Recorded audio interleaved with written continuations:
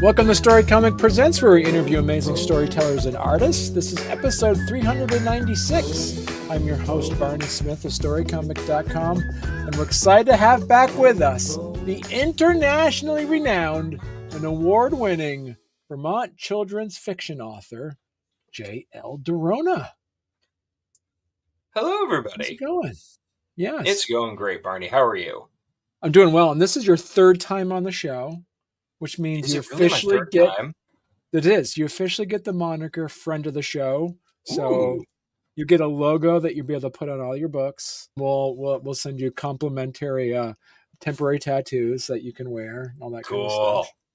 When do I get the lapel pin? The lapel pin is when you're on for 10 times. It's only 3 times. You only get the temporary tattoo after 3. And is the gold watch when I officially retire from doing your podcast? Yeah, so the 50th episode, then you'll get the golden watch. So nice. That part's easy. Yes. Nice. So, okay. So I don't have to retire. I just have to. I basically have to write 50 books. You know what? Then you're good. See, so you can do it. Richard Scarry wrote 400, so you can try to beat his record. See, that's a lot of books. The first time you're on the book, because you started writing your books back in 2020, and the first book you wrote was the Berge sisters tore the Neathersworth. Then you had, there it is. Then you had your second book, which was The Ghosts of Warble Hall. There it is. Yep. The award-winning book. I might add too. You see? And now we are on the Berge sisters and the Stone Hollow Circle. Behold. Look at that. Man, that's gorgeous. Let's look at that. Let's see. To take this short opportunity to plug my artist, Blair Shed, who is a great cartoonist, great illustrator, and a fantastical friend. That's true, and yeah, because he's also done like that Doctor Who comics as well. Mm-hmm. And so you're able to nail that guy down and do your book cover. So that's awesome. Yeah. So okay, so we'll jump right into it, and we do have a guest later on the show who is going to ask you some questions as well. And she hasn't been on in a while. She hasn't been on the show in a while. She's come on and asked, some of her more favored authors who would ask her some questions. That's my daughter Elizabeth, who is now 10, and she was one of your beta readers for the Stone Hollow Circle. That's right. Was that the one she did, right? Yep, that's right. Yeah. And I got to tell you, so for our listeners out there and our viewers, it was amazing. So she was 9 at the time. She came in and she had a beta read session with J.L. Durona. She sat down. She had notes ready. She had a pen. She had some paper, and she kind of highlighted some of the questions she had. And yeah, she definitely did. Yeah, she had some really great insights, and I was really grateful for them. Especially like most of my beta readers are people closer to my age. Definitely much older than 9 or 10, but and they can give you great insight, but they won't have the same kind of like questions or notice the same things that the kids will when they're reading it. So, and that's what always fascinates me. Like, I don't have a lot of experience with it yet, but the kiddos that have read it, that I have been able to talk to, some of the stuff that they notice or that they hang on to is always so fascinating to me. Because they're looking at it through a different lens. They're looking at it through like a limited life experience that's also full of wonder and imagination. That's why it's so fun and that's a good point. So if anybody out there is, writing children's books, having it beta read by your core demographic is really fun. So talk a little bit about, Lacey and Cal have grown over the course of the series. So talk to us. How do you feel the characters have evolved from book 1 to now book 3, and what can the readers expect from their character development? Sure. So, Lacey and Cal, I would say that the first two books are primarily Lacey's story, and Hmm. Cal doesn't really evolve that much. We sort of like in the first book, they're separate. They're stepsisters. Lacey doesn't really like Cal because she's part of the new blended family and she still misses her mom, who passed away a few years prior. So she sort of refuses to be part of that new family dynamic. But in the events of Neither Swarth, they learn about each other, and Lacey learns primarily about Cal and how much it turns out that Cal has always wanted a sister, and they that sort of like idolized her when she was younger before their parents got married. So they learn about each other and like help each other out through the course of the story, and it's what really bonds them. Then in the second one, it's sort of like the closing of the gap between the first and the third. So Lacey still goes to boarding school, so even though she and Cal have connected, they're still separate physically, which still sort of gives that distance in the relationship. But the crux of Warble Hall is that Cal comes to visit Lacey, and they get trapped inside of one of the abandoned halls, which turns out to be haunted by ghosts. But in that adventure, Lacey realizes that she wants to be with her family full time. So it closes on her deciding that she wants to be with them full time and her leaving school. So the third one starts up with that adventure, that first adventure that they'll have together. And spoiler alert, it doesn't quite go as planned. Their plans for the expedition that they're taking with Cal's archaeologist mom is they're denied access to the site because of vandalism. So then they end up separate from each other again because they branch off. And in this one, not only do we see Lacey's point of view, but we also see Cal's point of view in a primarily alternating chapters. So Okay. that's when we get to learn a lot more about Cal, and she has her own development throughout the story as well. Lacey finds a new friend in this book, which creates tension between the sisters. So, how do you explore the themes of like friendship and loyalty and trust in this story? Yeah, so both characters meet new friends Mm, pretty much right at the beginning of the story. So Lacey meets Faye, who is this kind of enigmatic girl that lives in the neighborhood, and they have a lot in common. So they sort of bond over that. But there's sort of this like the relationship causes a rift because Lacey wants to spend more time with this girl than she wants to spend with Cal. And in the meantime, Cal meets another girl from the neighborhood named Sophie, who is very different from her, very like talkative, very energetic, very like um, not adventurous per se, but very like outgoing and like braver than Cal is in terms of being able to like have interactions with people and not feel very awkward. Cal's very like stoic and very smart, but not very good at peopling. So through their relationship, it's sort of like a like contrasting each other. So like Lacey's relationship with Faye, sort of like drives her apart from her family, but Cal's relationship with Sophie kind of brings her into more of a three-dimensional person because she is sort of forced out of her comfort zone by this character. So by the end, she learns more about herself and about how to express what she wants and needs. As So, without giving too much away, can you tease some of the mysterious elements that readers can encounter in the Stone Hollow Circle?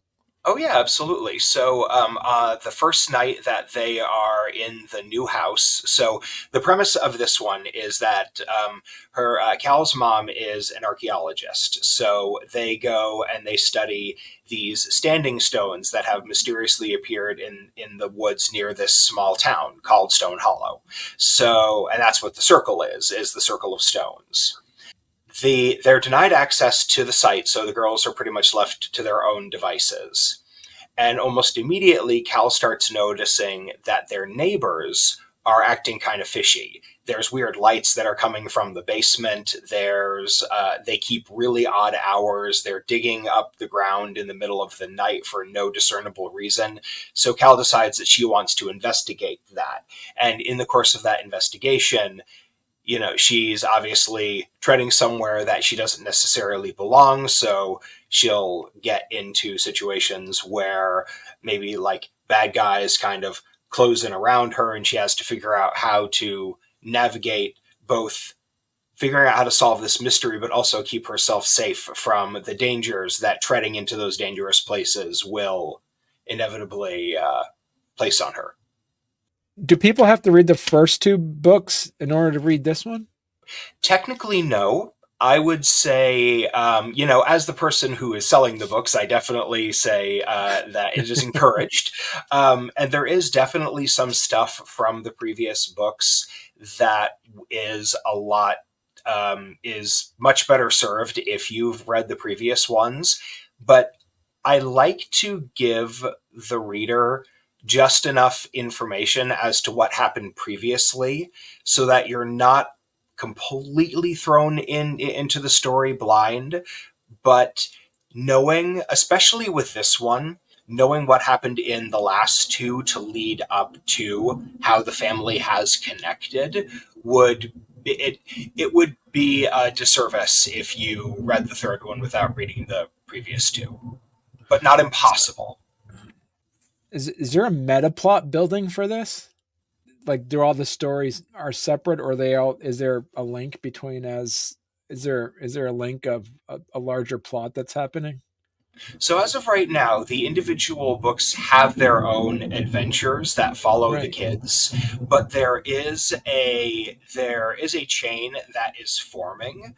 But as of right now, I'm sort of keeping it a bit mysterious. But it's Okay. definitely starting to escalate. I don't want to spoil anything, but they're near the end of this new book, this one right here. There is a very interesting revelation that sort of changes what you think the series might be about going forward.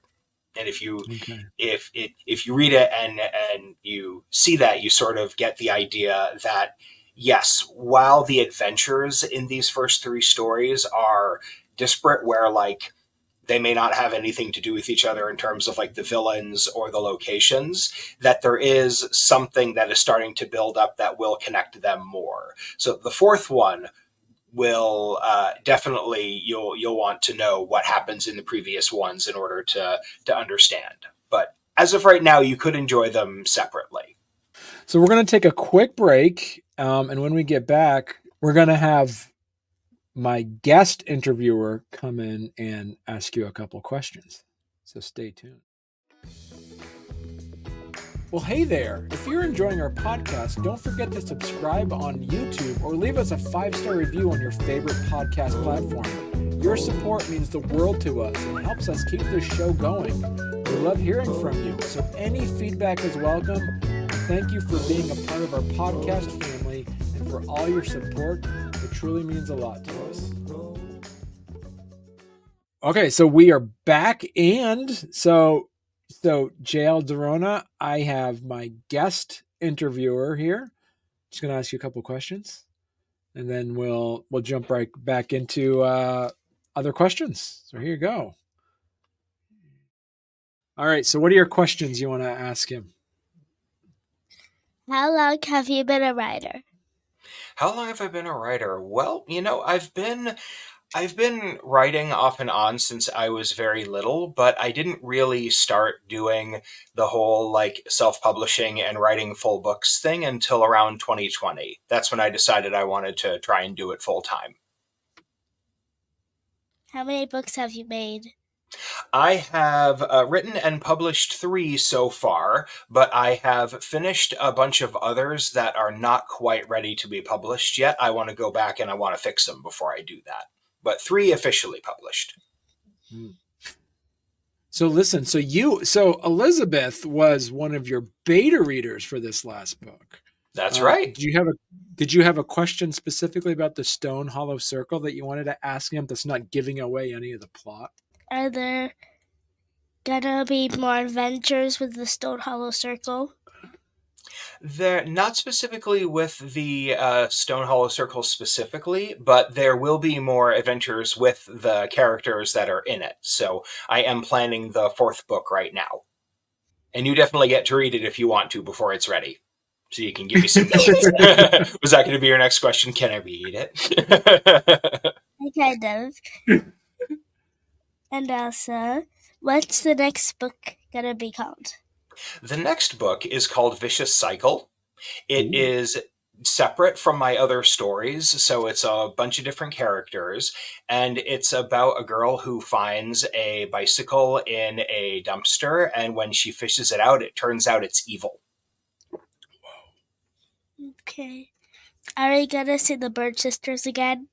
Definitely. Yep, that's the 4th one. And I'm not quite sure when that one will be coming out, but I am already planning for it.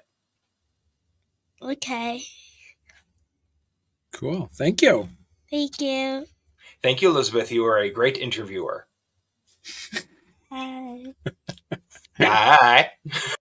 Okay, so she did take some of my questions, so I do have to now edit a bit on what I got to do here. So my next question then, as an author, how have you evolved in your storytelling technique from book 1 to book 3? Oh, man. Yeah, I was really hoping you were going to ask me this one, actually, because it has changed a lot. I have been all over the place. So the first book I sort of paced like a movie. It's way, like, maybe not way, but if you can see that, it's shorter than the rest of them. They're all short in general. I like to say it's all killer, no filler.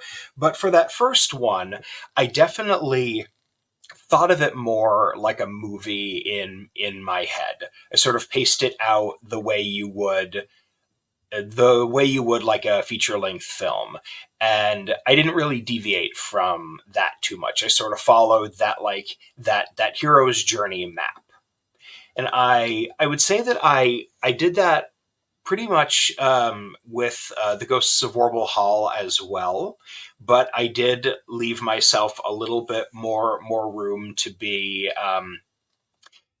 like more like free with how I laid things out. But overall, it has a similar kind of pace where it's pretty fast. With the Stone Hollow Circle, this was the first time I had ever attempted any kind of mystery. And so far, my comfort zone, which I will be going back to in the future for one of the stories I'm working on, is sort of that that single setting survival kind of adventure where like the characters are stuck in one place and they have to escape while a bunch of like evil things are coming after them. But I would say that the biggest way, and I'm not really sure how this came about, but the biggest way that my process has changed is that I'm much freer now with my outlining than I used to be. Whereas when I first started, I would create an outline and I would need to get from point A to point B. And I would have it all kind of laid out to make sure that I didn't deviate from it, just to make sure that I didn't go too far off the rails. But now, especially with the story that I'm writing currently, I'm allowing myself to go a lot more off the rails because I don't want to lose that sense of like weirdness and whimsy that I think is the most important part for my books.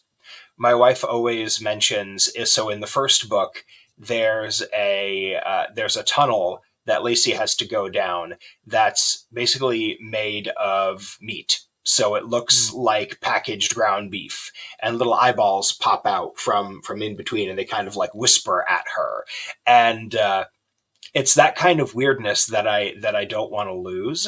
And I was getting to a point where I was being so strict with my storytelling that I was starting to lose that. So luckily, I've been able to kind of course correct, and I definitely feel more free about it than I used to. But I try to leave myself open to any kind of like developmental changes and anything that like I don't ever want to pigeonhole myself into one type of like development or like outlining or anything like that, because I feel like that's when you get really complacent, and I don't want that to happen.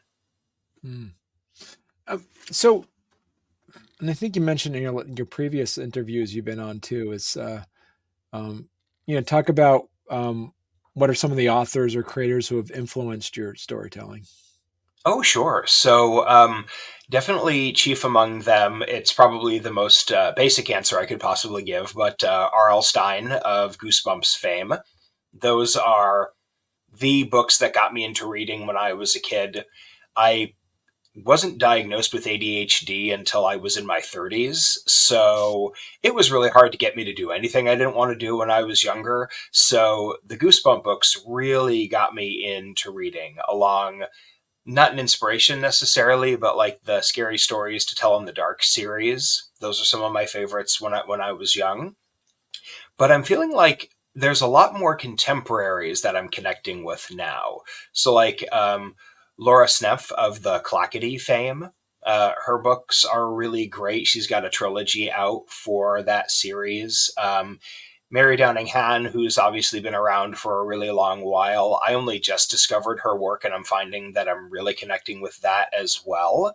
And someone who's slightly newer to the kind of spooky kidlit world is Wendy Paris, who did a book last year called Field of Screams, and then another one this year called Stage Fright, which are both very good.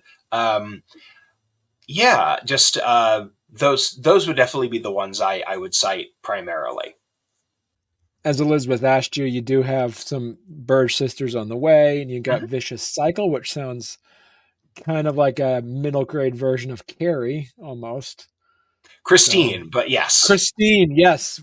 The middle-aged version of Christine. Sorry, and I can't fault you for that, because I do it all the time. Whenever whenever I'm explaining it, I'm like, it's a middle grade version of Carrie. No, it's not. Middle grade version of Christine. It's entirely different. Entirely different. Yes. Entirely different.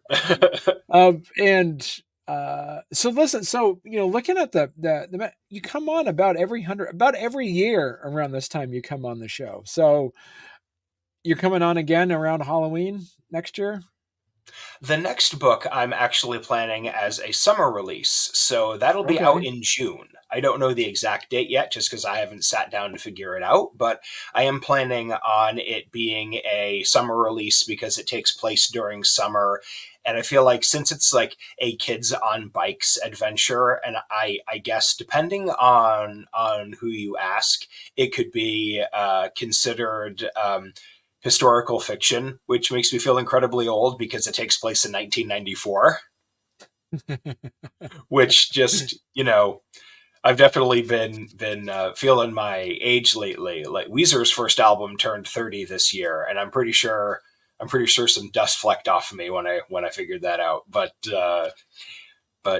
yeah, so that was 1994 was 30 years ago. So in 1994, 30 years ago was 1964. So that does make you feel. Well, you know what? This has been a great conversation again, JL. Thanks for coming on. I appreciate it, and I look forward to having you come back on again in a few months. I can't wait. Thanks so much for having me, Barney. You're welcome.